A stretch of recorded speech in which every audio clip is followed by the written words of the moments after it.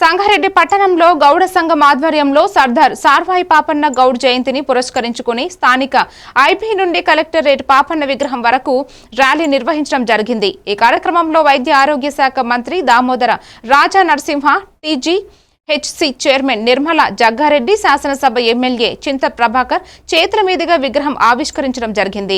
ఈ కార్యక్రమంలో జిల్లా కలెక్టర్ ప్రావీణ్య, జిల్లా ఎస్పీ పరితోష్ పంకజ్ గౌడ్, సంఘం గౌరవ అధ్యక్షులు మాజీ జిల్లా పరిషత్ చైర్మన్ ఆర్ శ్రీనివాస్ గౌడ్, జోగిపేట మాజీ municipal chairman contractor Surender Goud, జిల్లా అధ్యక్షులు నక్క నాగరాజ్ గౌడ్ పాల్గొన్నారు। గౌడ సంఘం పెద్దలు, యువకులు, సభ్యులు అధిక సంఖ్యలో పాల్గొనడం జరిగింది।